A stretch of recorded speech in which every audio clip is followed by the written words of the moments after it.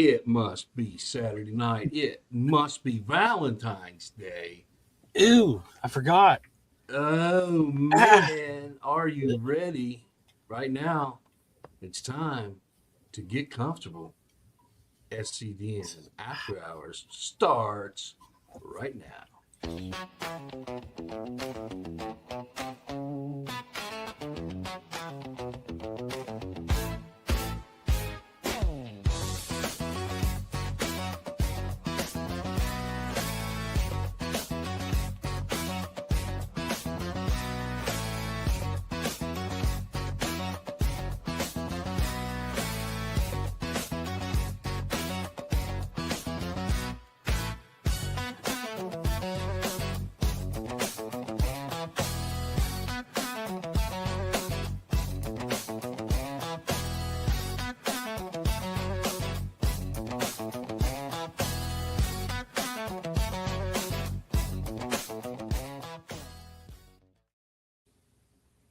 Welcome everybody to SCDN After Hours. Woo woo.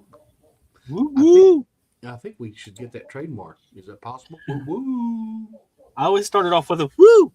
Yes. And joining us, we have Austin, and we also have HR on the line. Hello, HR. Hello. Yeah. It was.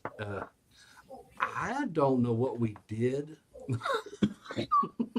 but It was you. It was him.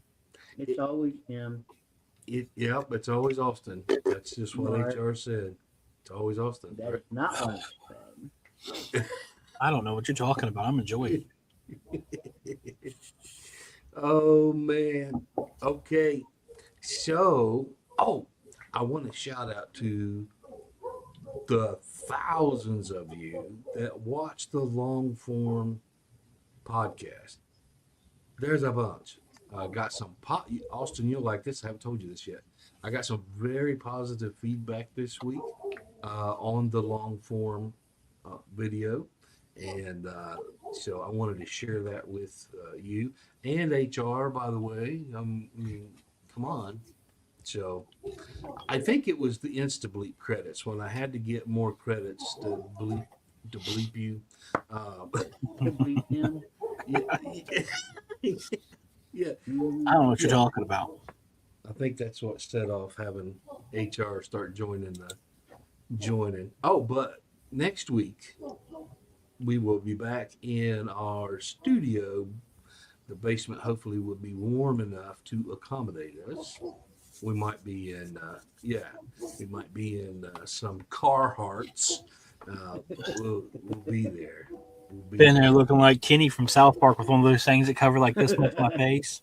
Oh no, they You're like talking like this, be like, what's going on? Oh man. Mark, I have the perfect shirt for you, by the way. Okay. Hey. What is that? Donuts? Yeah, it's it's Homer Simpson. It's the pink donuts with the sprinkles. Yeah. I got this in Destin, Florida, Wow. and I wore it around for the entire day, and then I never wore it again. Oh. Well, I'm not telling anybody, but I am losing some weight, so maybe I can get into that thing. Lose weight so I can wear donuts all over my shirt. I think Yeah. I'm pretty sure that's your size. They didn't have it in mine. Oh well. And I wanted something that flowed, and be in the wind behind me when I was walking. Oh dear God. Look, you didn't have to do all that. Say it's my size and how much float you could literally freaking. What is that? Where those guys jump off the mountains in this like monkey, spider monkey, sugar glider suit? Hand glider? The wingsuit. Yeah, they jump off these giant mountains down into these ravines. Yes. Mm. I have what's that? Hang glider. I've done hang gliding and I love it. I don't know if I could do the whole sugar glider thing, jumping off the mountain. No. So say that I would jump off a molehill first. Just to be It wasn't sure. missing wheel. It's broken in like 60 different places, and it sets back like that when you're setting it. So it's real, because I was saying, Yeah. it looked good, I thought.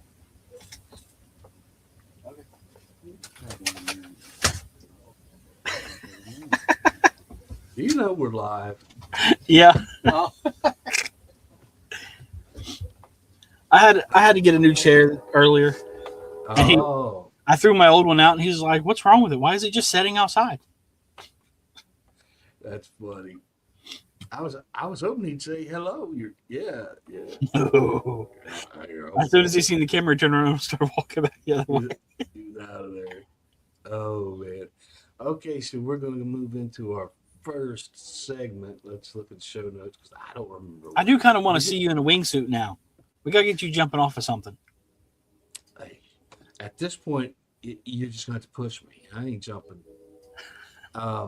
Get an AI video of you jumping out of a plane. Oh, I've done the thing where they pull you behind a boat, and you're. Well, I specifically crossed state lines one time so I could get to the in Myrtle Beach. They have a height limit of 100 feet. South Carolina does, but if you go to Little River, which is technically North Carolina, or just above Calabash in North Carolina, the height limit goes to 400 feet. So that's where I would go. So you'd be 400 feet in the air getting pulled by a speedboat that literally looks the size of a Tic Tac down in the water, and you're 2-3 miles offshore. It is beautiful. Oh, I love it so much. So I've watched way too much horror stories where those lines snap and people are just free floating. No. Well, that happened to me. I had 2 kids. You can't have this much weight just floating there. Yeah, the lines broke once, and I had 2 of the kids with me, and we floated pretty rapidly, pretty quick. See, now if you have kids with you, you have to lie and be like, "No, it's supposed to do that. It's supposed to let you float freely. You can't scare them." So while you're freaking out, being like, "Oh crap," you got to be like, "No, it's fine. It's supposed to happen." It's exactly what happened. I was calm and chill, and then so once we hit the water and everybody was safe, because I was like, "Oh, this is wonderful," all the way down, and then once we hit the water and everybody was safe, I immediately thought sharks. So in your head, you're like, everything is perfectly safe. Oh crap! 100%. So, because I'm like, if these kids get hurt, mom's gonna kill me. So I said, let's float on our backs and just wait for the boat to come back and get us. So we're just floating in our back. Meanwhile, I'm realizing we are completely tied up with that 400 feet of rope that came down with us. It's a mess. Plus all the rigging and everything. So we're so bound up. Well, it's hard to ever think about getting loose. So I'm like, man, how do I get? So as we're kicking our legs and we're on our backs and all that kind of stuff, I said, while we're waiting on the boat, let's see if we can just go ahead and kind of untangle ourselves. That way they don't have to wait on us when they get here. And just kind of made a game of it. Are you free? Are you free? Oh, you still got some more to go in the middle of the ocean. So I would have flipping died. I'd have had a damn heart attack. I'd have been like, let the shark eat my ass. Swim, baby, swim. I got you. This is HR. Damn this it. is the official HR point of view. Hey, Mark, on my side, you're froze. Oh, you're froze. You froze. I'm froze on my end. He can see you. On my side, you're froze, but I'm not.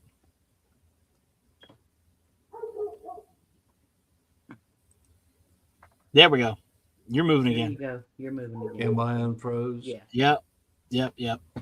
But now I can't hear him. How do you hear him? I don't know. I don't know. I'm HR for a reason, buddy.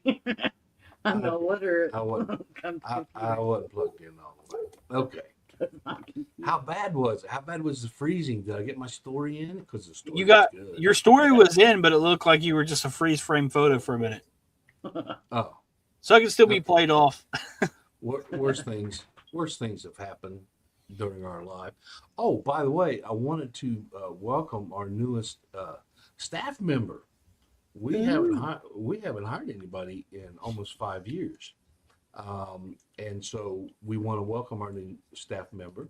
Her name's Christina, and she will be doing video editing to boost our video game. And expanding our socials, because we already have Instagram, Twitter, YouTube, but they're not really up to date. So she's gonna get those all up to date and then find more socials for us to be on. So she's gonna help really expand our social game and our video game, and we're really looking forward to this. It's exciting. It's exciting. We're growing, expanding, and hiring new local people. So, hey, what about it? That's pretty good for time. It is about time. It is about time. It is about time. He hired me as a landscaper 5 years ago. And next thing I know, I was his right-hand man on like everything. He's like, hey, cut the grass. And I said something to him one day, and he said something, and I was like, oh, kiss my ass, and went back to working. And he was like, I like you. I'm going to keep you around. That's pretty much how it works. Yeah, pretty much. I like you. So now I'm going to adopt you. He realized I wasn't a yes sir kind of person. He was like, yeah, I need people like you around me every now and then. Oh, none of that happened. None of that happened. All right, so for our new editor, we'll be sure to use these little countdowns when we enter into our new segment times. Anyway, it may not be news.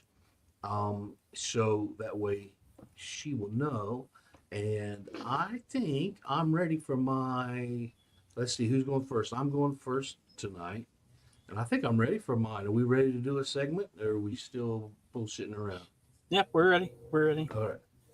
Oh, there's an Insta-Bleep credit. Really? Austin. Right off the damn bat.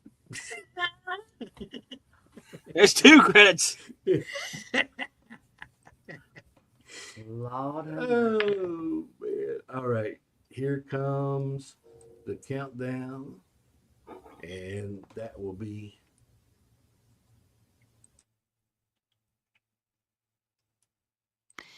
You know, here's why I am excited about Shawnee State football. You know, there are moments in a community's life that kind of feel bigger than the headline. Shawnee State University being accepted in the NCAA Division II, that's one of those moments. I mean, for years, Shawnee State has steadily built its athletic program, its campus culture, its regional identity. Acceptance into the NCAA Division II is not just a change in classification, it's recognition. It signals that the university has reached a level of competitiveness, compliance infrastructure, and institutional commitment that meets national standards. And folks, that matters. Division II athletics brings a different level of visibility and opportunity. It means stronger competition, broader recruiting reach. It increased exposure for student athletes. It also means that young athletes from our region can now compete at the higher level without even leaving home. That keeps local talent and strengths, but strengthens the connection between the university and the community. Y'all, football in particular has a unique way of uniting people. It creates shared Saturday nights. It's an event. It fills stands with families, alumni, and students. It gives local businesses more traffic, gives them campus a sense of rhythm. during the season. With Shawnee State stepping into the fold of offering football, there is a real possibility that football becomes not just a sport on campus, but a defining part of the region's identity. There's also the broader economic and cultural impact. Athletic success and NCAA affiliation offers influence enrollment decisions.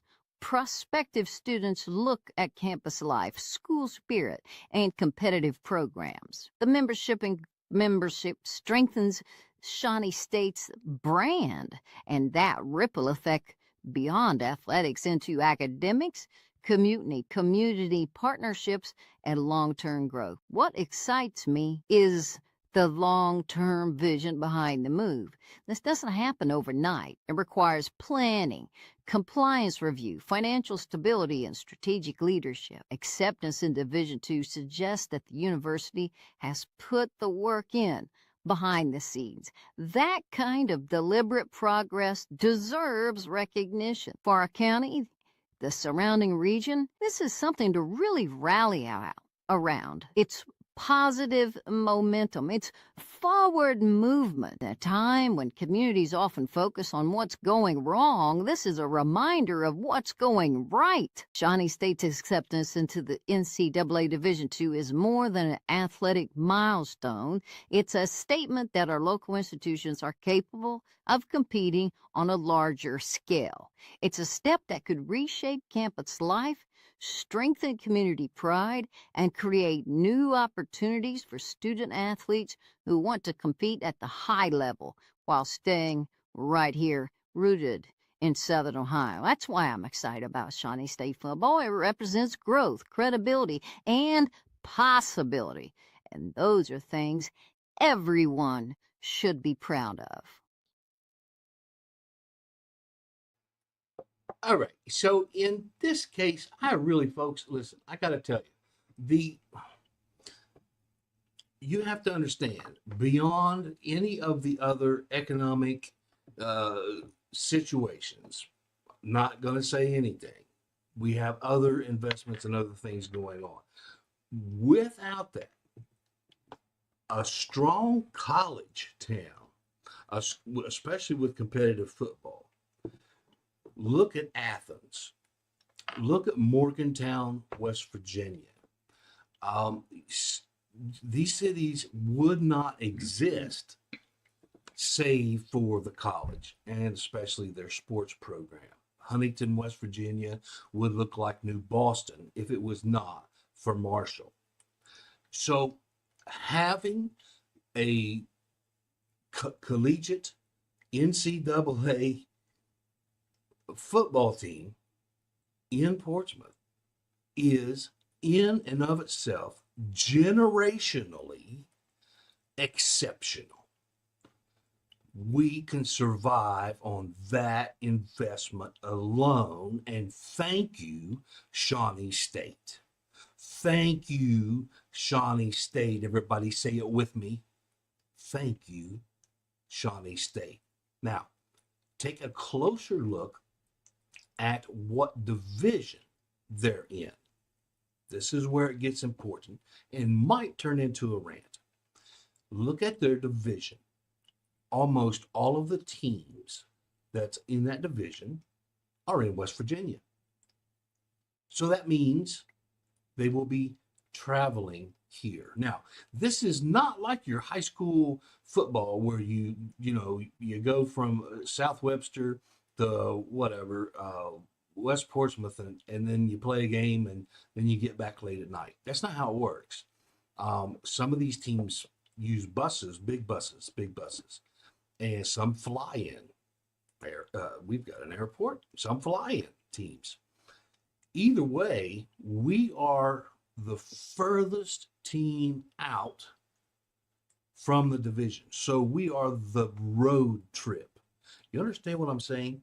In their minds, and the people throughout West Virginia, in their minds, we are the destination.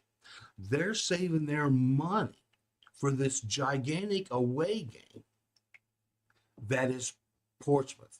All of these people for the entire, are you going to make the Portsmouth game this year? You're going to make that? That's going to be, oh man, that's it. Boy. That turns us into a tourism mecca for people coming from West Virginia. Not only, of course, the players and their families, but the fans, man, the fans. That's the part I'm looking forward to. Here's the part we need to work together as a community on, because it's happening. It's happening. So we need to work together. Our hotels suck. There's no way. I'm a hotel guy. I know hotels. These hotels suck. We look at the police reports. Even the ones that charge the most money also suck. We need to right now instill I got a two-pronged plan, because we don't have time to build new hotels as illustrated by the half-built one on 2nd Street. We don't have time to build new hotels. In tourism, it's called beds. How many beds do we have available? Okay. What we need to do is 2 steps. Number one, we need to have investors working on other hotels. The Shawnee Lodge needs to start a massive advertising campaign to West Virginia. That needs to happen, because that's a freaking decent place. You can get in. They'll sell cabins like crazy out there. But if we're talking about downtown business and downtown stuff, you guys, you suck. And so what needs to happen? 2 things. Number one, you need to have a Portsmouth or a Scioto County Hotel Association. Okay? And that association will help keep the hotels accountable for how they present to the tourists. The second thing we need to do is to have plans, because we have hotels all the way out into Wheelersburg. They would need to be in the hotel association because they freaking suck. So we need to be able to get in touch with their general managers and the people that own them to make them nicer, to hold them to a higher account. But then we need more investors. We need the campground. There's a KOA campground. Do people know about the KOA campground? Does anybody know about the KOA campground? Okay, it seems like kind of a boring place because they really don't have that much amenities. I don't know why. I'm a KOA guy. I don't know what your deal is, but that's a separate rant within a rant. But that KOA, probably a local owner, I don't know. Check it out. They need supported because they need those amenities I'm talking about, and they may need to expand because those RVs coming out of West Virginia, baby, I can see them. I can see them en masse. The screen is black and it kicked me out. Okay, let me see if I'm recording. I'm still going. He's back in now. Are you still there? All right, he's good. All right, so we got to cut this out of my rant. Let me go back to my rant here. Thank you. Thank you. Okay, I'll do the outro on my rant. So what we need to do is to have investors in that, people with the KOA, to build that. If we have other campgrounds, we have the Lazy Village, we have the Shawnee State Campground. All of those need to bolster up and unite. We need to unite the camping, because we're talking West Virginia, folks. Talking West Virginia. Those folks, they travel. They love their RVs. I know, believe me. So we have the campgrounds. So the campgrounds and the hotels actually need to come together, set up standards and practices, and then at that point, work towards marketing. And, everybody not competing against each other in as much as elevating their game, right? So if you don't elevate your game, you may not be as attractive to some people. So all this is based on Shawnee State saying we're going to have a football team and getting accepted into the NCAA. We haven't even talked about the academics. I'm talking purely tourism, and encouraging you, please look at college football towns beyond any other investment. And there are billions of other investments beyond all that bickering. Forget it. For now, thank Shawnee State. Ask them how you can help. Ask them how you can volunteer. What can we do to help you help us all? That's what we need to be doing. So help me. Let's thank Shawnee State, and let's get the campgrounds, the hotels as good as we possibly can. And the best way to do that is with an association, not some, guy down at the tourism department. I'm trying to censor myself there. Not some guy down at the tourism department, right? You need to have somebody that actually knows that business and that has an association just for that type of business to help them elevate. I don't know. Sounds to me like maybe I'll freaking start it, okay? Because it means that much. If there's a way I can help, and looks like we need it, I'll help. So let's look forward. Let's look forward to that. And let's partner up with these hotels and these campgrounds and work together and be welcoming to the mass influx our wonderful university has provided us with in the tourism sector. This is amazing. And now, Austin, I'm bringing you in, my buddy, for your reaction. What do you think? Well, hopefully it doesn't happen the same way it happened in 1930 to 34. What? When we lost the Portsmouth Spartans and they became the Detroit Lions. Well, yeah, that's a professional level, and that was a decision between two people, two owners. They were in the top three. The top three in the NFL. It was amazing. The commitment that Shawnee State has made is that they are going to preserve the integrity of that historical site, and there'll be some wonderful memorabilia. But do you know who actually the biggest fan of Spartan Stadium up until now? For years, the biggest fan of Spartan Stadium is, and this is no joke at all. I'm telling you 100% true. The biggest fan. Who do you think it is? I have no idea. The city of Detroit.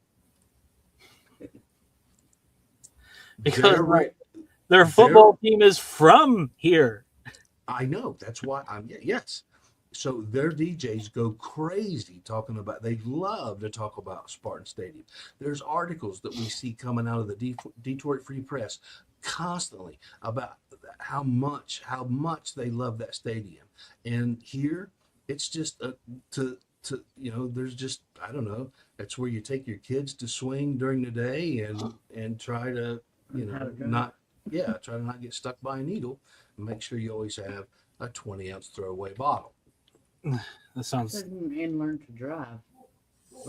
Oh yeah, and that's where you always take your kids to learn to drive. I learned to drive there, going through that eight thing. Yeah. Okay, so while we're thanking Shawnee State for what they're doing for our town, we want to, as a community, reserve the right to continue to use that parking lot to teach our children to drive.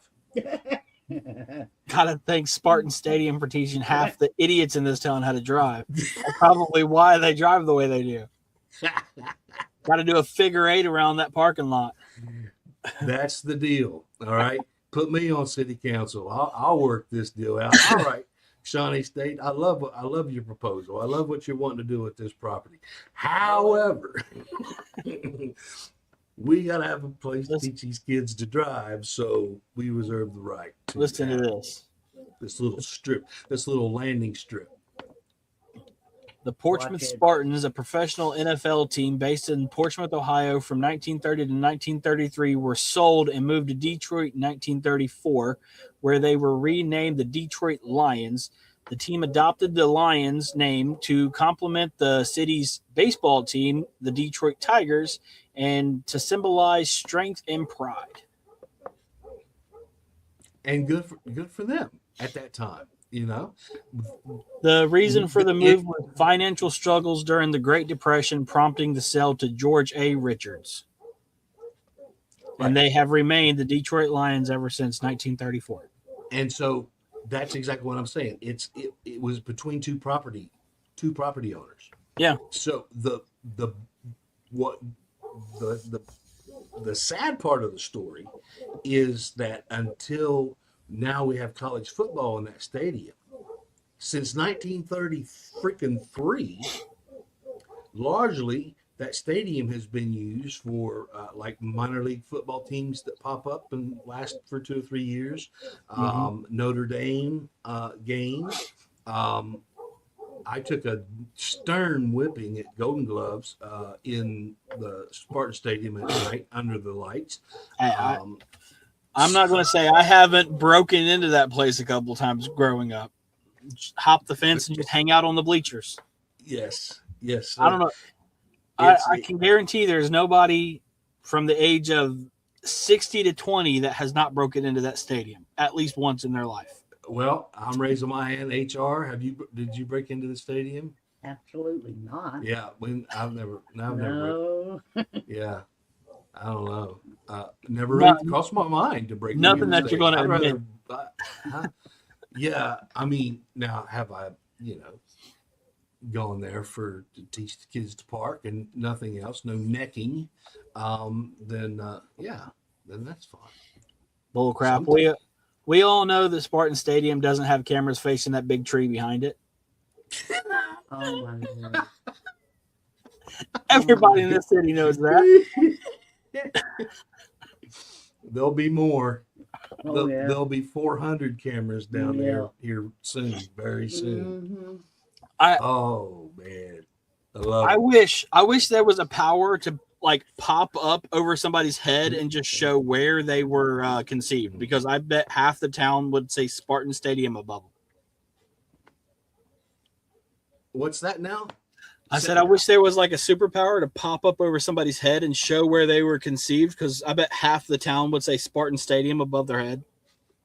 Shit, that's funny. And then the other half would say Peach Orchard. So, that's... Yeah.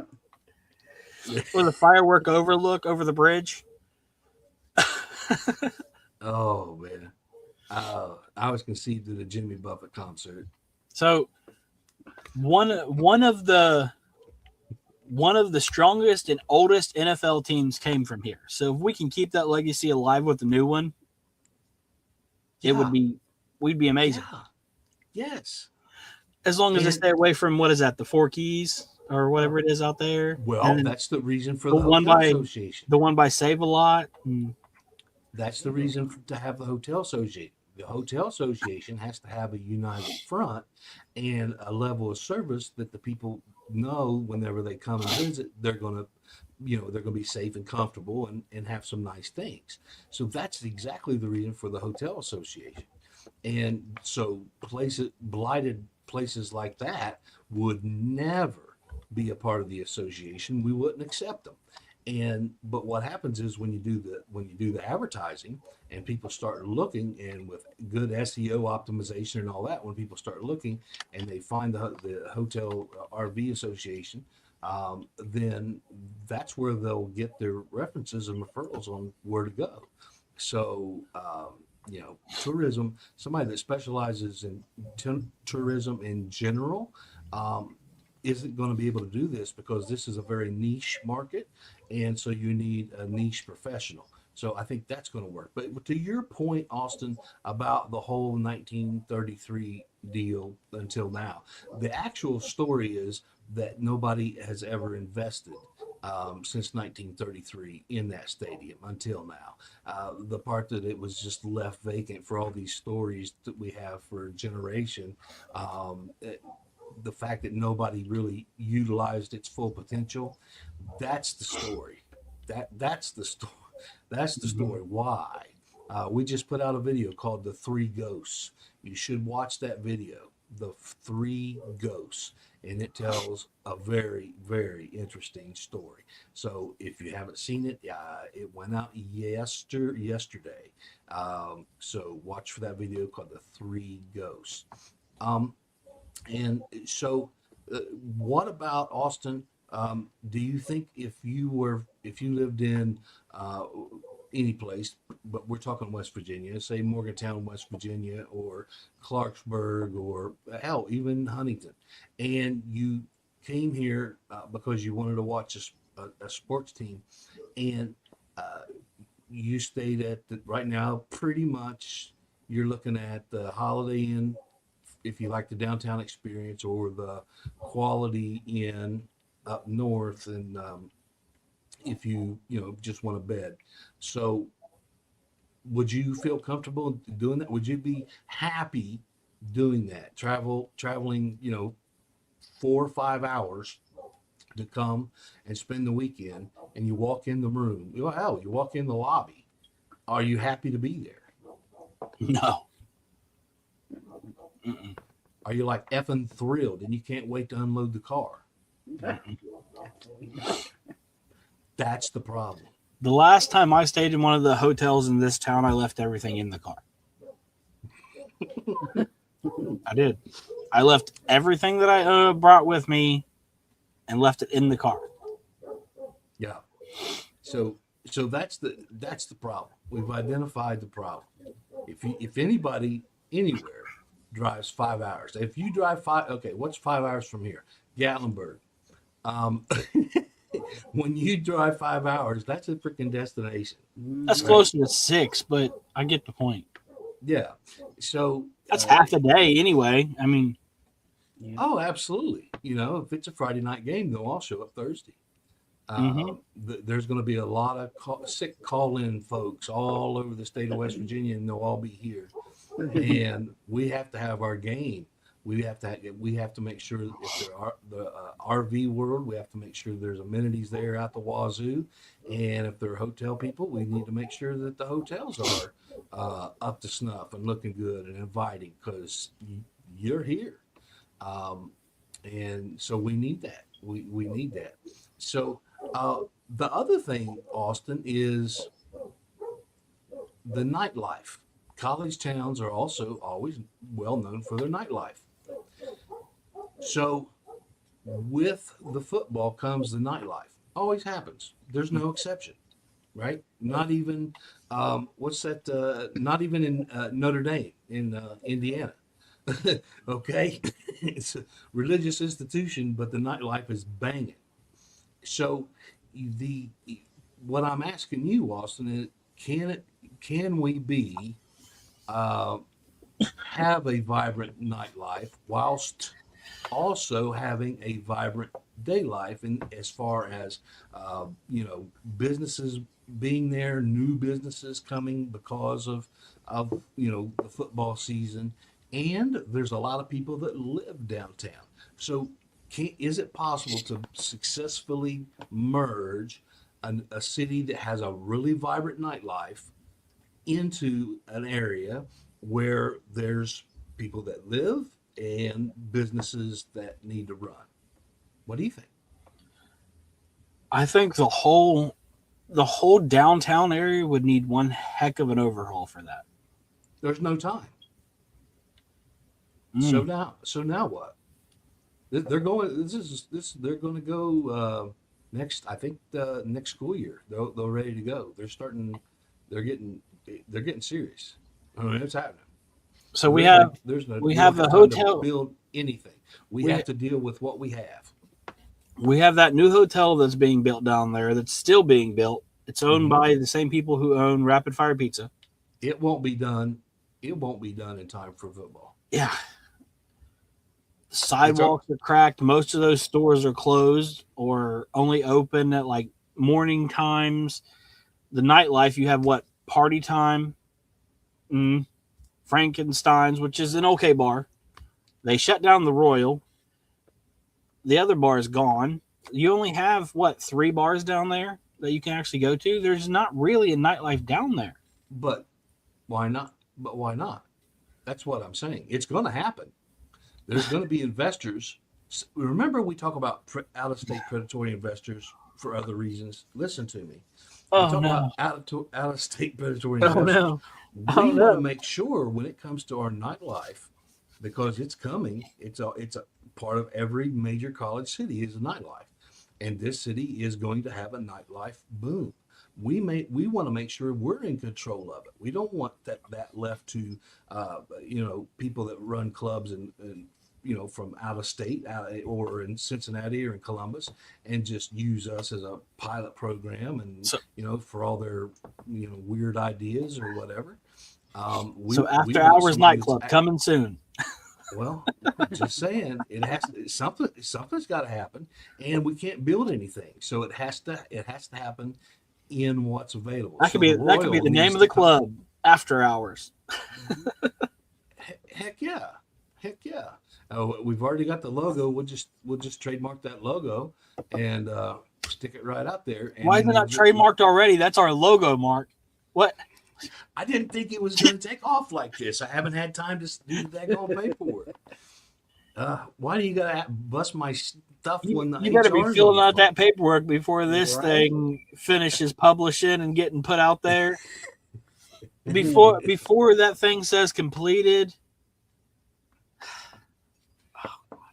Yeah. Well, I mean, what was that? What was the thing? At least I know how to do it because we've got several things that are trademarked. But no, I haven't trademarked that yet. The thing that the one guy did, he bought the name Trump Kennedy Center. Oh well, go back. There was a pair. Okay, you're gonna love this, and you that are watching, fact check me on this. And I'm giving some shout outs in there. Matter of fact, right there, Tommy, Darren, Heather. I know you guys are watching. The long form. You Google this. I'm telling you the truth, Austin. This is what happened. There's 2 brothers in Akron, Ohio, and they made some money. They had some good money, and they made the Russian nesting dolls. You know what I'm talking about? Yeah. So they made those. But they put them in little egg crates, and so you got them in egg crates, and then you built the Russian doll yourself. And instead of getting the Russian doll and tearing it down, they put all the pieces in little egg crates and sold it that way, so you could build your Russian doll. Anyway, they made some money. They go together, these 2 brothers, and they purchase the rights to the word lottery. So they copyright the word lottery, thinking that every state is going to have to pay them big sums of money because of their lottery. What happened? A new word, lotto. Hit the lotto jackpot. Lotto this, lotto that, lotto da. It's just that. But check it out. That's exactly what happened. Yep. So that's how we went from lottery to lotto. 2 brothers in Ohio says, let's get the word lottery. So, yeah. So they're like, yeah, we'll just make it lotto. That's a state for you, isn't it? Right?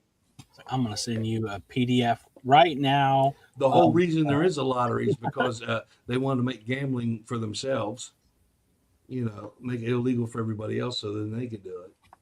We'll send you a file of the copyright paperwork as we speak. Oh, I've got it. Trust me. I use it on that plus all of our music and our songs. I'm always doing copyright and trademark stuff. So, but no, that particular one, I need to get done. Are you ready for your segmento? I'm pretty sure. I somewhat forgot what it was now. Well, I guess you'll have to pay attention as we run it. All right. Okay. I remember. Okay. So we're going to give our new editor a spot here to let him know it's time for his segment. And we'll go right into Austin at Bat. Oh, I love that one. Okay. So here's for the...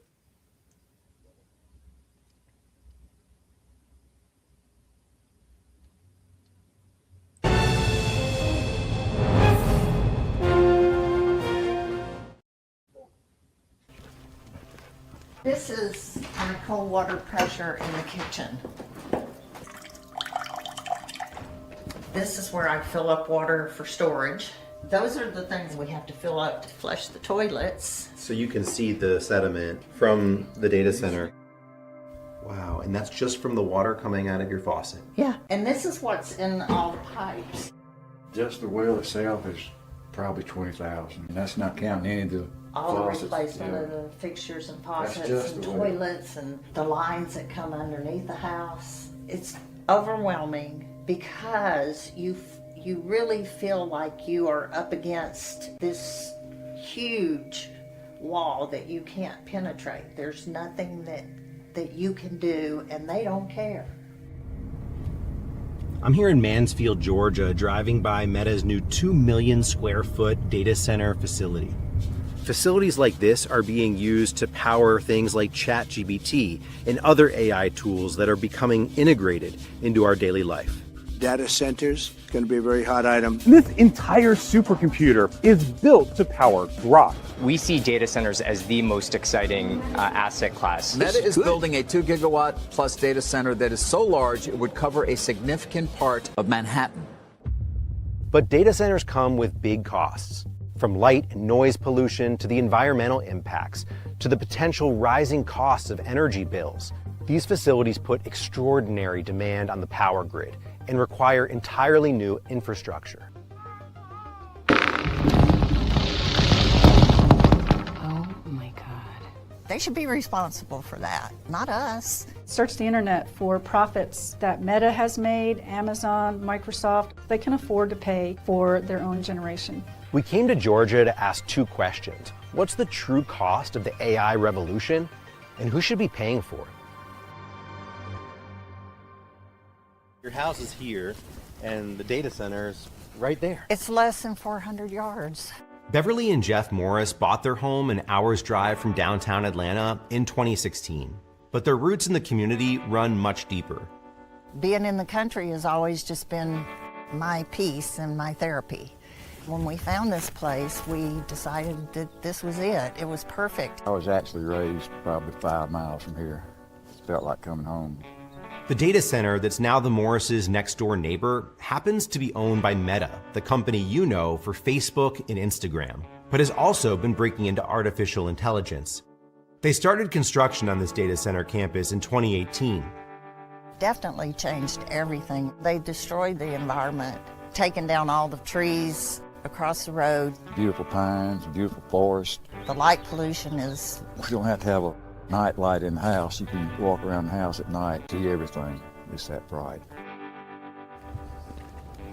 This is a video of the dust from Facebook where the construction was. This is what it looks like right now out my front door. The wind blowing in all of this stuff across the construction, across the road. This is all from Meta. Yeah, I was standing on my front porch. I think eventually that affected our well water. We're on a well here, and we started having issues with our well in 2018. I have to replace the hot water heater. I've replaced 2 washing machines and a dishwasher because of the sediment that's coming in. A lot of what the Morrises are facing is from the polluting effects of this massive construction, but that's only one part of the story. There are serious costs to communities once data centers are operational too. Austin, this is your story. You get to take it away. What's your takeaway?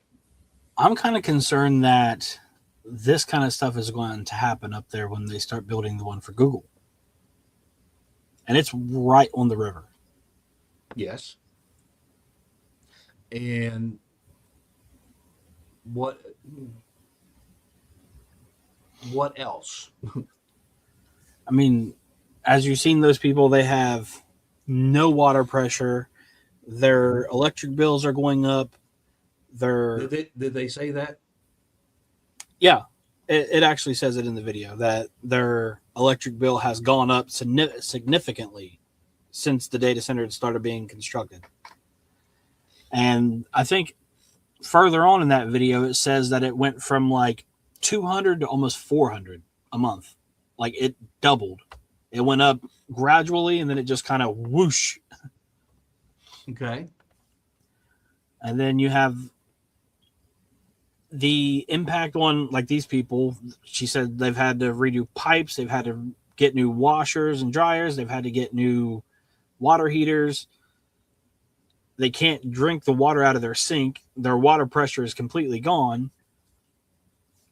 We have a massive power plant that kind of depends on water to stay cool, not far from that place. So what's going to happen if that messes with that as well?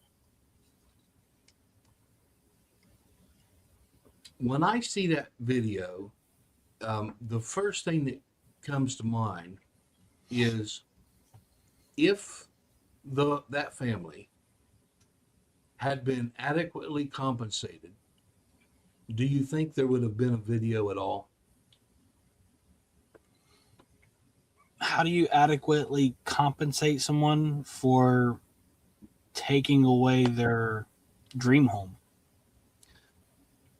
Well, here's what I'm saying. The whole story, their problems. Now, hear me out. Mm-hmm. When it goes back to the construction, and it even says it heard on the tape, fire in the hole. Okay. All right. So that happens. They have a well 400 yards away. Mm-hmm. Clearly, those underground explosions to soften up the land messed with their well. And because of that, that's where the sediment comes from. And that's why they have water heater issues and washing machine issues and water pressure issues. It effed their well up.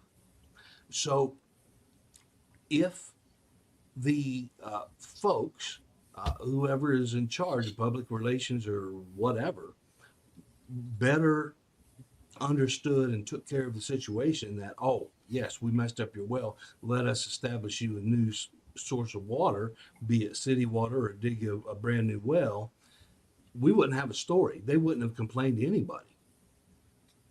That's my belief. The second part of that same situation, you saw this giant dust storm, right? Oh, look at all this. Look at this. Oh my gosh, I can't believe it. All right. That is a phenomenon called weather. All right. They are in the middle of the construction, at the very beginning points of construction. Of course, there's dirt over there. Okay. And when it gets really, really windy, it blows dirt around. Mm-hmm. That is not a forever thing. That is a very, very temporary thing. Okay. So data centers cannot be blamed for weather, wind. Okay. So I think this whole story was contrived out of two factors. Number one, the family did not feel adequately compensated. And number two, God happened. The rest of the story was supporting evidence to those two facts. And now we have a story. But if you look at the two main things that they're talking about, the whole story falls apart. That's my view. What do you think? I mean, what I wouldn't really be able to see in that would be, did the people explain what was going to happen to the area while the construction was going on? Did they say, hey, this construction is going to mess up the water while it's being had? One well. The whole story is about one family, one well. They didn't go to anybody else. It wasn't anybody else in the city, another neighbor. It's one family, one well. Like, I still feel as if that family should have at least had more knowledge of what was going to happen, or if they seen it happening and they went to it and they were like, okay, well, we messed this up, let us fix it. Like you said, the story wouldn't have happened.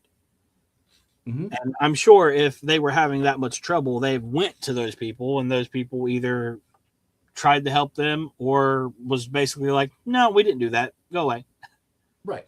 So it's right back to my question. If they were adequately compensated, there would be no there complaint. probably wouldn't have been a story now. Right. But at the same time, is that going to happen with the one that they're building up here? And are people going to be adequately compensated when it starts messing with their stuff? Well, I see that being an issue in the future, is basically what I'm saying. Sure. And I get that. I do. And the answer is, sadly, we have to see, we can't project that until it happens, right? So we need a family like that. We don't need it, but to test the theory. We hope we don't get it. We hope we don't get it. We don't want it. To test the theory, yeah. If we have a family like that, I would hope and trust, because we have a direct line to Google now, and a representative that's been assigned directly to us. I think we would fare pretty well in advocating for that family or families. I hope that.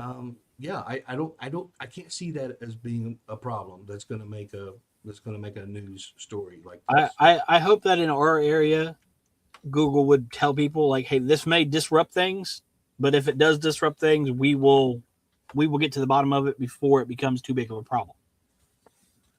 Yeah, I mean that kind of thing. Yeah, right. Yeah. Oh, and the other thing was the light. I wanted to mention the light. That was a bright light. That was bright. I'm going to give you that for sure. The only thing that came to mind on that was if they were adequately compensated, that would include maybe adding an addition to the home, so they have their living room and their master bedroom that's not facing the light, so they can relax, and you know what I mean. The light comes only from one direction, so I'm just spitballing, but at the same time, this is what you do when you have a family that's had an issue and you've created it by shifting the ground under their feet. Then yeah, you owe it to them to have that conversation. What can we do to adequately compensate you? You know, can we spin your house around? You know, on that video, like you said, it's a temporary. Like they're building it, so they're going to need the lights. And in part of that video, you see like tree saplings like laid against the fence. So I'm assuming that they're going to plant more trees. Absolutely. It's going to be all concrete and well landscaped when it's all done. This very, very temporary. But they want to sell this by us ahead of time. I'm just wanting to put out it is going to happen that we are going to have a crap ton of complaints while this one's being built. From lights, from noise, from them blowing up the floor to put new things in. We're gonna get flooded with complaints when this construction starts. Even the people that are like, we're so for this now, are going to be like, I hate this right after. It's just some foreshadowing happening. Let us know what you think. Yeah. I had to end the segment. It was killing me. I'm just going to go ahead and do an I told you so. It was killing me. I'm like, how do I get us out of here? I'm like, let us know what you think. Oh my gosh. Oh, Austin, you got me drinking. Hang on a second. My goodness, brother. You better just get those tip lines activated, Mark. Well, I'm not gonna publicly say it. If you got a problem, let me know, because we do have a direct line to Google, but oh God, no, don't do that. That ain't happening. We'd have to start a whole new email for that. I'm just saying, just look at how hard our moderators have to work. We get 2,000 comments a day just on a Facebook group. It takes a group of 5 people to monitor that thing 24 hours a day, 7 days. It's ridiculous. Luckily, on our side, I think we have a little bit of time before the construction even starts. They're still in the planning and talking phase, so we have a good little time before that. Yeah. Oh my gracious! So I wonder instead of floodlights, could we get them to use like the bat signal or something? Make it cool, make it fun. Hey, they could use the After Hours logo. Or just just have Google up in the sky.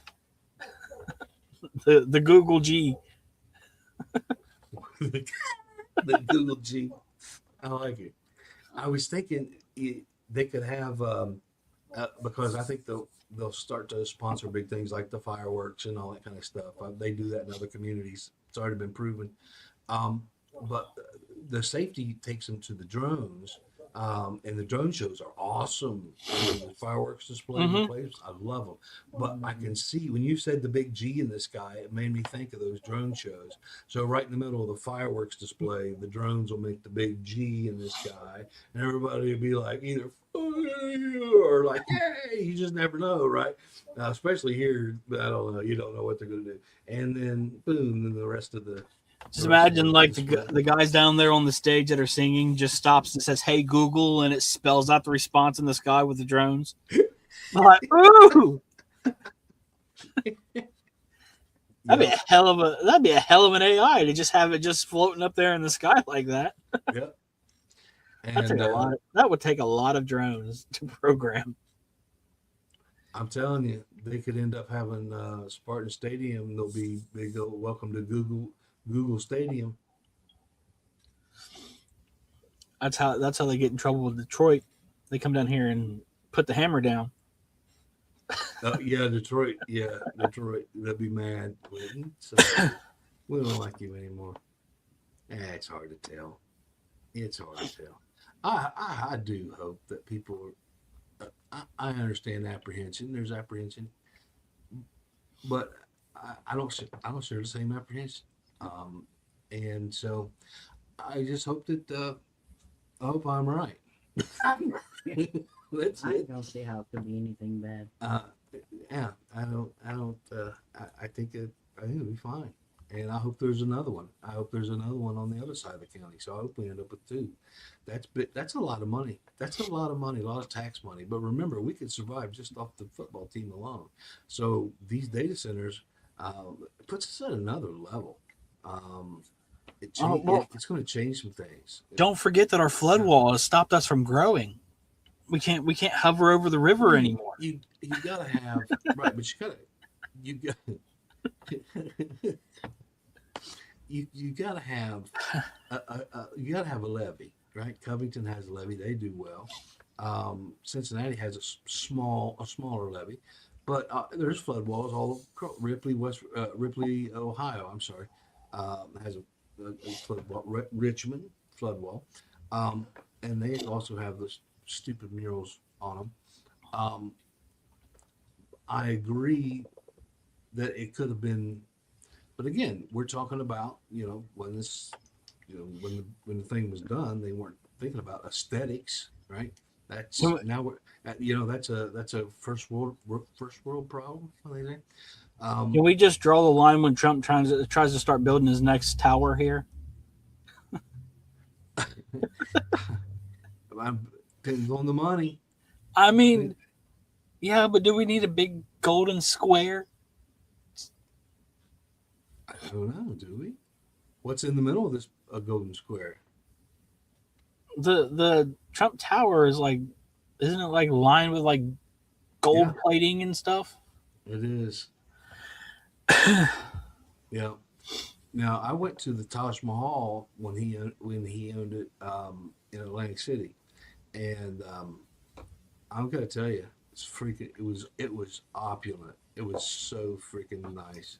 Yeah, but there's people here that would be out there trying to like pry off the panels with like flathead screwdrivers and stuff.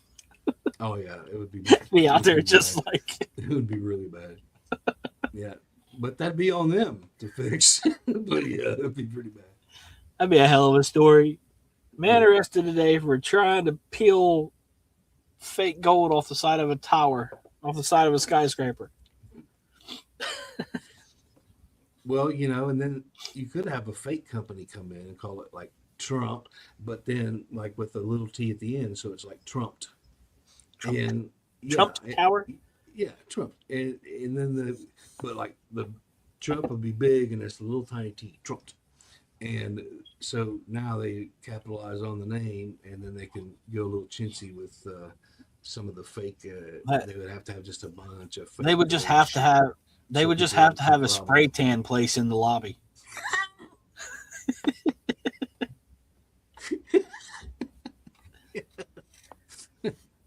Oh man, I had to. I couldn't help it. Dream big, build big. Okay, Oh, okay. man. Next segment before we start giving him ideas. We want to jinx ourselves. Yeah, I know. Okay. Which segment is it? Let me look back at the show notes.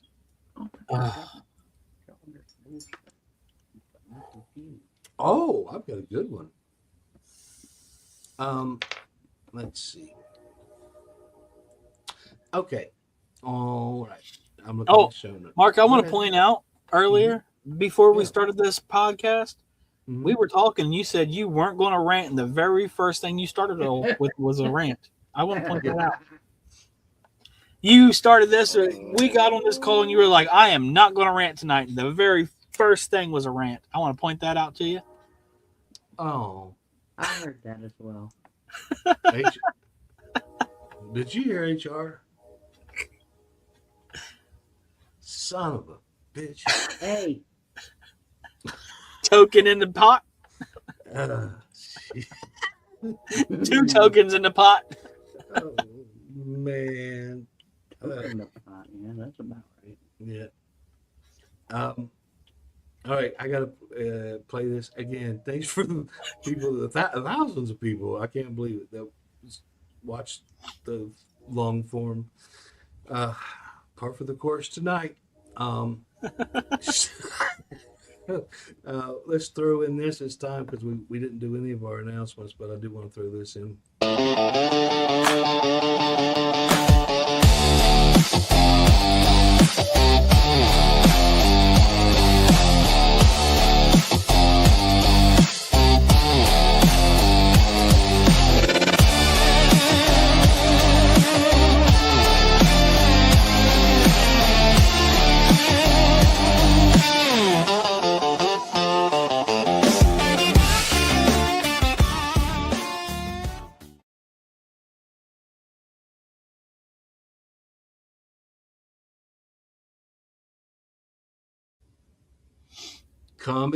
Coming in the spring.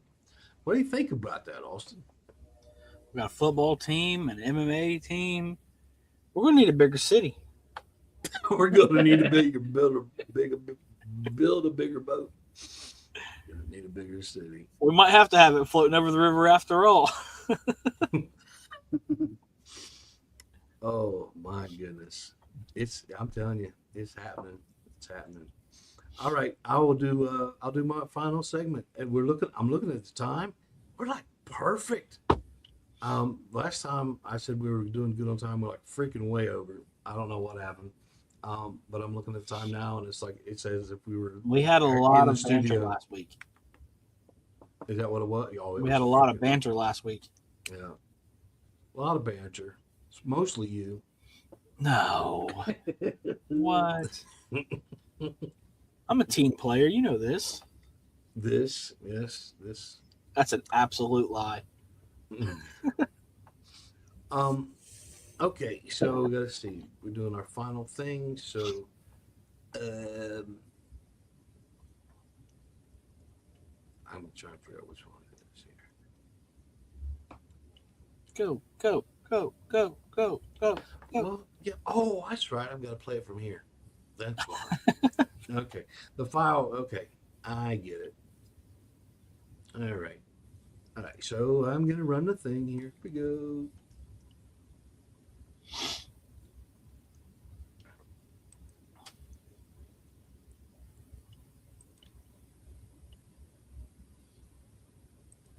Is happening in our county. We're watching a steady stream of Democrats walk across the aisle and register as Republicans. Some are doing it quietly. Others are making a public show of it. Either way, it's not subtle, it's noticeable. History teaches us that party shifts aren't new. After the Civil War, we had the carpetbaggers and the scallywags, outsiders who came south with suitcases full of ambition, locals who switched loyalties for power or survival. Some were sincere reformers, some were opportunists. All of them were viewed with suspicion, and now here we are again. Different century, same human instincts. The hardliners in the Republican Party, the ones who have knocked doors, carried signs, donated money, fought the internal battles when it wasn't fashionable. They're looking at this new blood with a raised eyebrow. You can almost hear the question hanging in the air. Are you here because you believe what we believe, or because you see which way the wind is blowing? That tension is natural. Any institution that's built over decades is protective of its foundation. A political party is no different than a church, a youth group, or even a book club. Normally, when new members walk in, you shake their hand, you hand them a bulletin, you show them where the coffee is, you're glad they came. But politics isn't a book club, it's power. And power attracts both conviction and calculation. So the question becomes, do Republicans fully embrace these former Democrats? Or do they quietly keep them at arm's length until they've proven something? Trust in politics is rarely handed out on day one. Now let me say this clearly. I believe most people who switch parties do it because something shifted in their worldview. Maybe it was national politics. Maybe it was cultural issues. Maybe they simply no longer recognize the party they once called home. That's real. That happens. But let's not pretend there aren't a couple of actors in the mix. There always are, in every era, in every institution. Some people move because of principle. Others move because of positioning. The hardliners need to ask themselves, are you guarding the gate to protect values, or are you guarding it to protect turf? The newcomers need to ask themselves, did you change your registration, or did you change your convictions? Are you prepared to stand with this party when it's inconvenient, or only when it's winning? And both sides should ask, what does sincerity actually look like? Is it a speech, a vote, a history of consistency, or is it time under pressure? We hope we won't have to wait until Election Day to find out who's who, because by then, the ballots are cast and the consequences are locked in. In this county, like anywhere else, parties are made up of people, and people are complicated. Some are deeply principled, some are deeply strategic. The challenge is discerning the difference before the dust settles. That's the moment we're in. New Jersey's, old suspicions, and a community watching closely to see who's playing the long game, and who's just playing.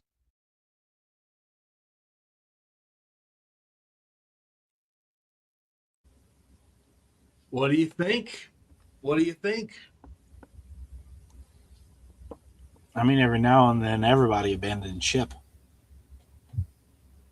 before it gets scuttled.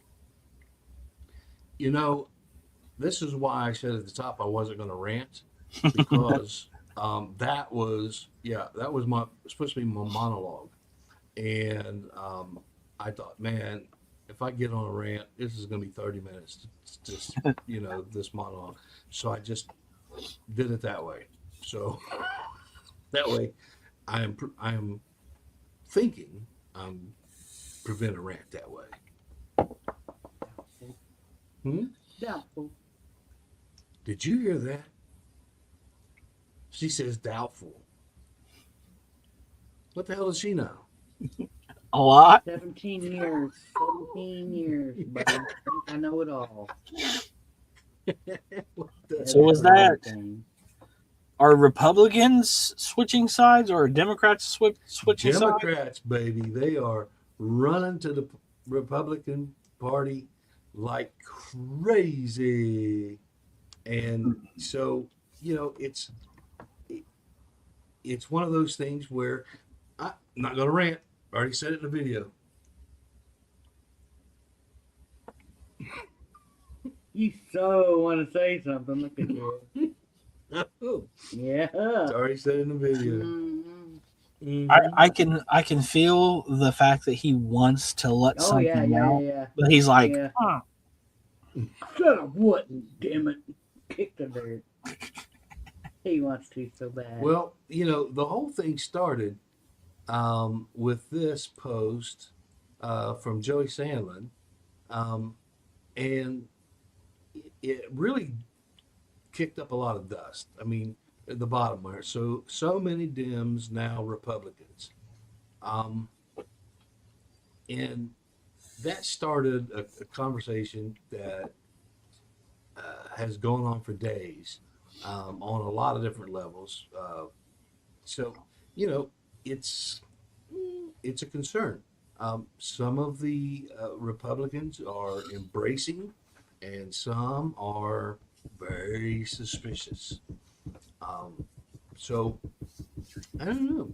What do you think? If you participated in the political arena, as far as making yourself aware of it, educating yourself about it, and you knew that people had gone from one party, a lifelong member of one party, to a new member of another party and running for office in that party, and they just freaking got here. What do you think about it?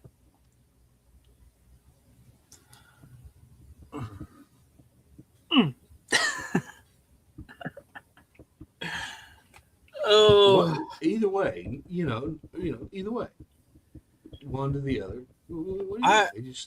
It's if you compare it, because me, lowest common denominator, right? A guy walks into church for the very first time and becomes the pastor. This isn't skydiving. Like, you don't jump out of a perfectly good plane for no reason. Like, unless you want to have some freaking fun, man.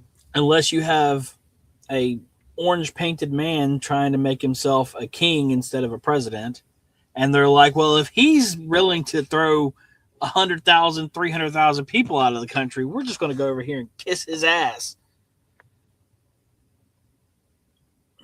Well, so far, and if you haven't noticed, the president with the most deportations, Obama, 3 million people were deported under Obama. It is impossible for the Trump administration to ever deport 3 million people because they don't have enough time. They would have had to deport over 10,000 people per day. Per day. It just can't happen. So you want to talk about deporter in chief? It has been and for always will be Barack Obama. I like that, deporter in chief. I don't know. I can't say much because in this line of work, we have to stay neutral, which you always remind me. And you're like, don't go into that rant. We got to stay neutral. Stay neutral. I don't know. Like, there has to be a reason that so many of them are just switching their ideas and beliefs. Like, is it genuine? I don't know. It could be done as a ploy to make him think that he's winning and then switch it back up at the last second. It could be they're just honestly believing what he's putting out and what the party is putting out. I mean, may not even. This has to do with local politics. So we're talking about county commissioners, county auditor. A lot of people in the primary under the Republican ticket, which is happening in May.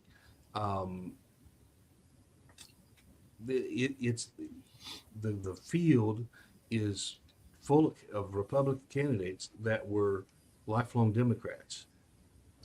Well, it could also be like not even about the president himself. They could just be getting tired of the way the party is being ran locally. Yeah. So they could just be like, okay, well, you guys are doing this and I don't like that. So if it doesn't change, I'm going to go be with this other party. And the party they're with is like, well, we're doing it the way we want to do it. And if you don't like it, go ahead and change. Or it could be, like I said, it could just be a sleight of hand. It's a 50-50 toss-up on what's true and what's not. And with the way everything's going with the whole politics in general right now, is just everything kind of seems like a sleight of hand at the moment. You feel suckered. It's watch this hand while I do things with this one. Looky over here. It's been like that for as long as I can remember. And longer. God, where's a Nixon when we need him? Interesting. Interesting choice. Well, I mean, if we're going to have a crazy one, we might as well have one that's willing to blow some shit up every now and then.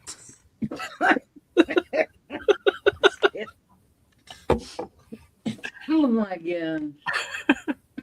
You got me on that one. Have you ever seen the way they made him look on the TV show Futurama? Yeah, no. He's literally he's not a cartoon. It is, but it's an adult cartoon. Like they cuss and everything, but he's literally just a head in a jar. Is there wonder if Futurama, do they pay for the Insta-bleep service, or do they just let it fly? No, they just let it fly. Yeah, it's not like Adult Swim and stuff. It's Adult Swim. Yeah. That tells me instantly cartoons. It's basically like the cartoon version of After Hours, basically. Oh. That's why it's called Adult Swim instead of Cartoon Network. But they like, where the hell does the swim part come from? Like, I'm going to start this cartoon company. I'm going to call it Adult Pogo Sticks. No. Let's see. Adult tree climbing. No. Adult strikeout. No. Swim. We're going to settle on swim. Adult Swim. We're going to have a vote now. Board motion for swim. It's passed. Adult Swim it is. Where the hell did that name come from? Oh, he's actually checking. I believe it. Real time. Clickety clackety going on. Clickety clackety. Oh, okay. Adult Swim is named after a common public pool rule. Lifeguards announce Adult Swim, forcing children out of the water to allow adults to swim safely without disruption. Well, that makes absolutely perfect sense. It does. What the hell? So basically, they took all of the M-rated cartoons, the 18 plus, put them all together and made it called Adult Swim. So all the kids go to bed and all the cartoons come on where there's cussing and sex and violence and drugs and. So basically, it's out of the pool. Yep. The After Hours. You Rugrats. That does make that actually. That's new to me too, and I was a big fan of Adult Swim. Oh, they got Rick and Morty. They got Family Guy. They got Futurama. Oh my God, Adult Fight Club. Or you remember that the Play-Doh wrestlers? Oh no. Yes. Celebrity Deathmatch. Justin loved those. Oh my God, I used to love those. Mark is lost. Mark is just like, what are you guys talking about? Claymation wrestling. Yeah, I understand the concept. Yes, it was very violent. Yeah, about the only place you can watch Michael Jackson rip Prince's spinal cord out and swing it around like a rope. I'm already offended. I'm a Prince fan all the way. Yeah. Michael who? No, you didn't. Mm-hmm. But yeah, like I said, it could be either thing. It could be they don't agree with the party anymore. It could be after years of disagreements. It could just be that they truly believe in what Trump is doing at the moment. It could be anything. It could be anything. Okay, speaking of cussing, right now, finally, we're about to release a new movie trailer called Rat Songs. We somehow ended up in their advertising. Oh, that's right. I remember. There was an article about them casting for topless person casting.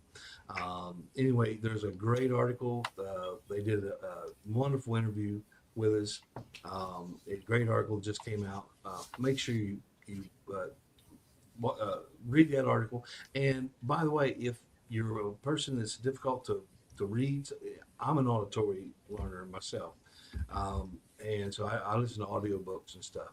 If we've got a long article, every single article, even obituaries, has a player on it, and you just click it and it'll read the article to you.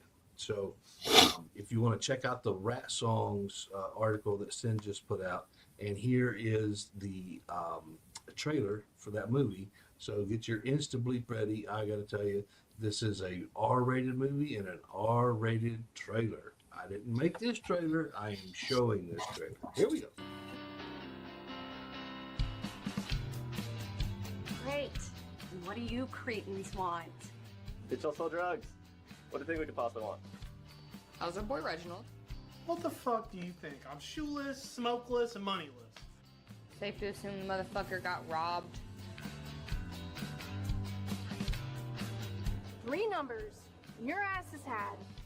Yeah, I was bored of my ass hat. Where the fuck is your ambition? My ambition is to be ambitionless. It's not entirely easy being self-unemployed. You motherfuckers really know how to ruin someone's fucking evening, man. If your ass isn't here tomorrow ready to eat my pussy, you're not gonna do that so-called thriving. What do you make of that? Alright, man, what can I help you with? You, got any spent? I don't fuck with anything that kills, man, alright? Nothing that kills. Y'all are gonna fucking pick me up some cocaine. Bro, you just got out of fucking rehab. Can we trust East End Coke? I mean, not really, man. Ain't worth thinking too much about, man. God don't even think about this place. Snails and haystacks, man.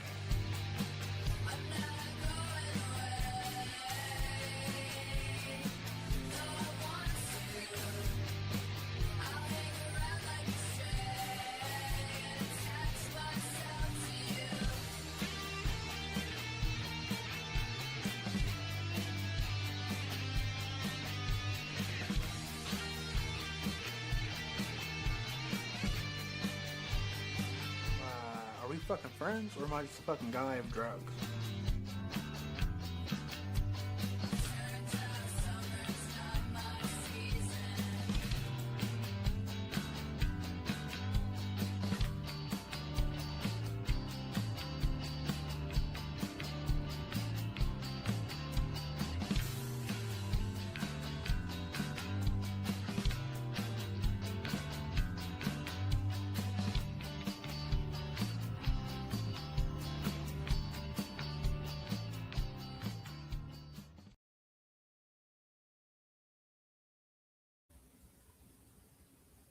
So there you go.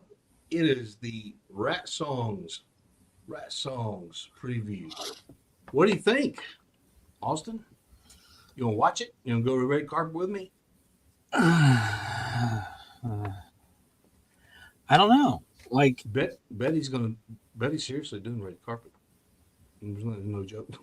You want to be my date? I'm not surprised that Bubbly Betty would be doing a red carpet on anything. It's happening, baby. It was Sin's idea. Yep. Sin's like, wouldn't it be funny if? And I'm like, that's awesome.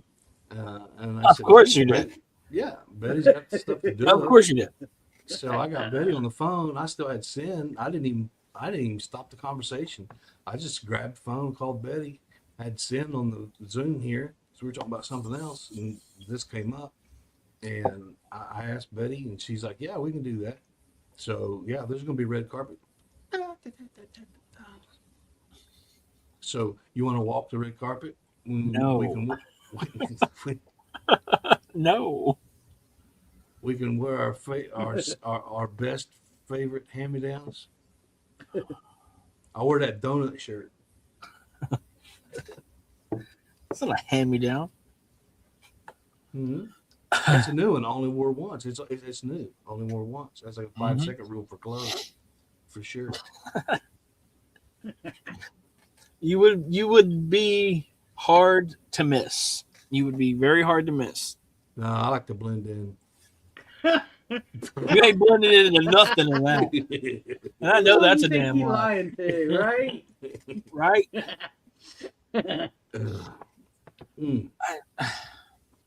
All right. Technically, we have 12 seconds to go.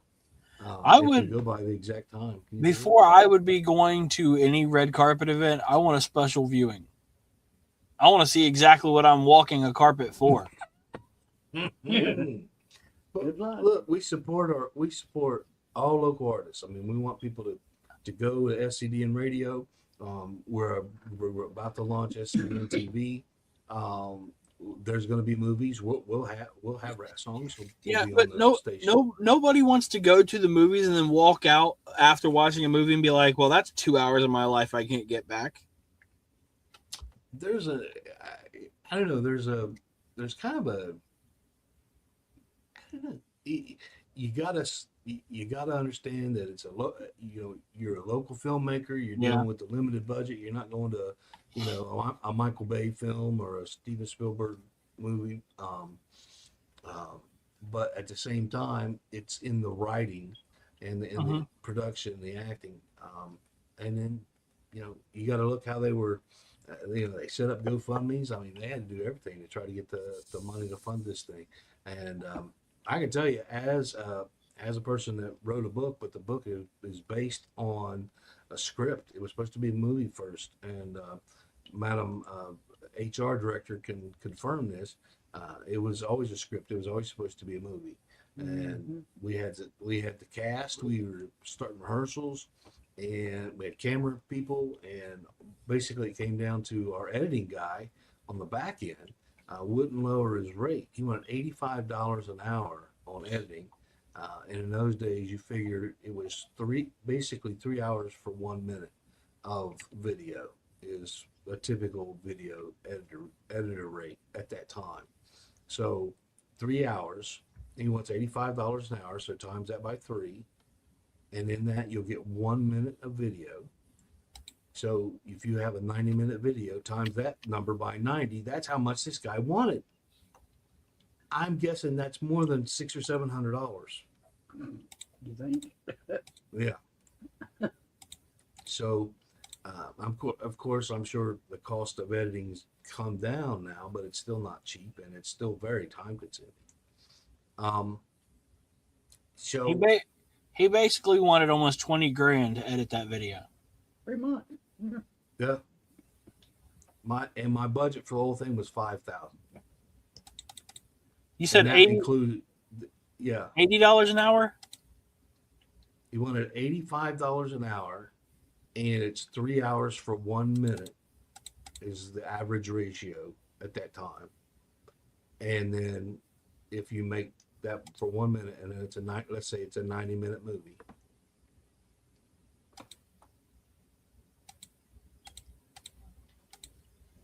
$22,950. 23. Yeah. Right around $22,000 for. And he was a teacher for the film school at OU. I'm gonna bust him out. We did some stuff in the studio. We did some pretty cool stuff. We did a casting call for odd, weird characters, and we did some video work. We had some pretty good results. So we had folks in some independent movies like what we just showed.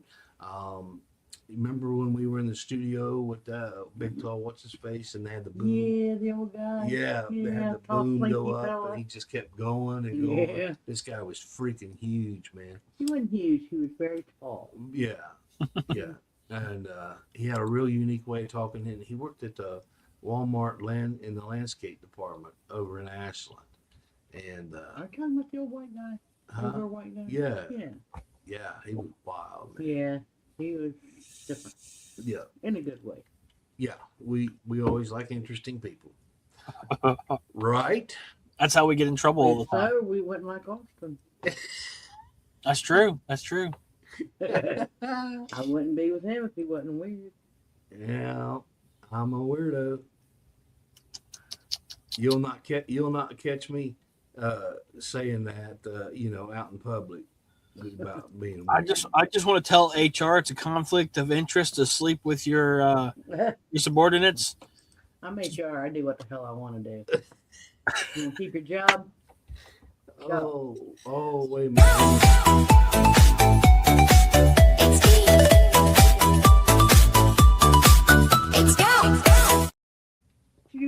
Yeah, because I'm on the winning. I'm on the winning. Oh, end you of should have that changed one right that popping up during that conversation. It should have had that bounce wow wow thing in behind it. It's all. For like you just fun. over there, just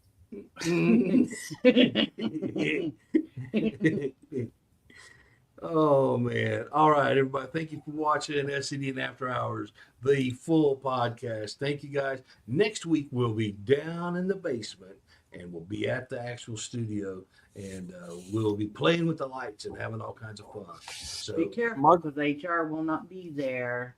I'm starting to think we need this kind of setup over there at the office. Okay, well, all right, fine. I'll put you on the outside of the.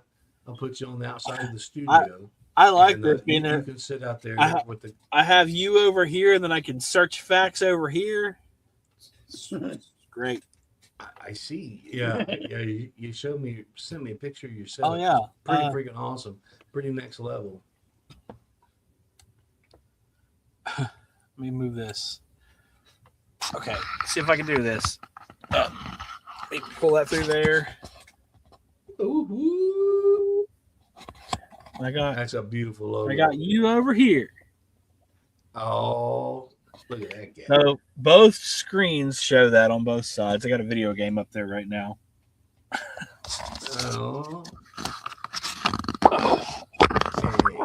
That is freaking nice. We need this. We need this. We need this at the studio. Okay. Let's yeah, take it down there. take it down there and set it up, and I'll see you. No. All right. I think it's too cold now.